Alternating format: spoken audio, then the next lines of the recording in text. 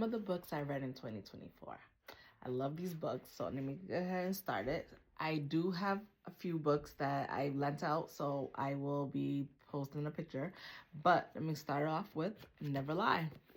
Never Lie is a good book. It's about a couple and they're trying to buy a house, and there's stories about the person's house that it used to be, and it's just so many twists and turns. I don't want to spoil the secret, but it gets a lot of love on book talk.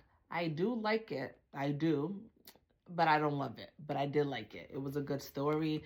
The thing about Frida is no matter what, whether you like it or not, she will get you hooked. Like, I couldn't put it down, even though it was okay for me, but it was still very well written. I love it.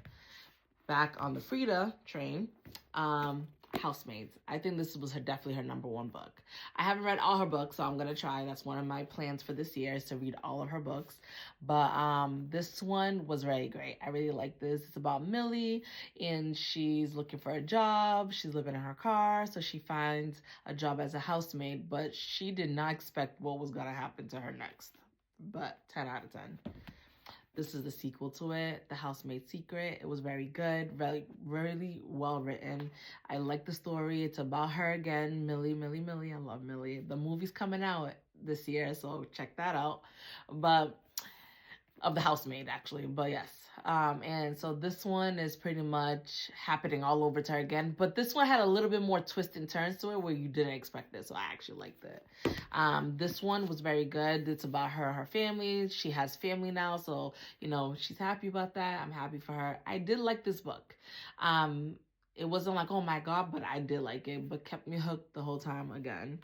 This one was actually done in 2024, end of 2024. So this I read in like 2 hours, very short, very easy. I feel like she could have did without though, but it was still good. I liked it. I feel like it needed more details of what we didn't have. Verity was the first book that got me back into reading. I love this book. The twist and turns about an author, and somebody's looking for her to be a co-author, and she ends up going to live in the house with her family. But it's so many twists and turns to this one. I don't want to tell you without spoiling it, so definitely recommend reading. Too Late was very good. I enjoyed it. I really, really enjoyed this. It's pretty much a story about Sloane, and I really like Sloane. Sloane was so amazing in this movie. And so it's so much things that goes along with this, and I just really liked it. Like, I really loved it. But this was the second book I read as well, so it was good. Regretting You was pretty good. I actually enjoyed it. It's about a mother and a daughter who butts heads, but there's so many different details to the story. You just have to read it. But pretty much her husband dies and secrets comes out, and so it's just so many things that was like, wow. But it's pretty much a mother-daughter thing, and so I really liked it. It was very cute. It Ends With Us was very good. The movie was good. This was better than the movie. Of course, most books are better than the movie. It's just a lot of details in here that wasn't in the movie that didn't give it for me, but it's fine. It's all good. And this one was very good. I liked it. A lot of people don't like it. I only like the basics of the story. That's what I like about it. It's just a love story, so that's what I like about it. But I feel like there's more things that could have been, but it's good. This book right here, this book was a 10 out of 10. This one, it was about a girl. So it was a whole bunch of guys that raped her, and they thought they killed her. They thought. But she comes back for revenge and kills them one by one. Exactly what they did to her is how she kills them.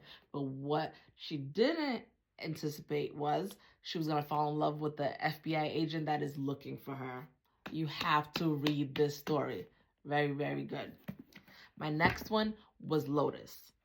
Lotus, very good book. I really loved it. I loved the story about the little boy. He was gone for like 22 years, and that's crazy. And then she comes back. He falls in love with the neighbor that was always there. I don't know. It's so cute. I just love it. I love it. I love it. So check this one out. I'm renting it out, so that's why I don't have it. Then for my number one pick of 2024 and for the rest of my life, if there's one book I needed to recommend, it would be this.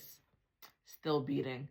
Still Beating, one of the top top dark romance I have ever read.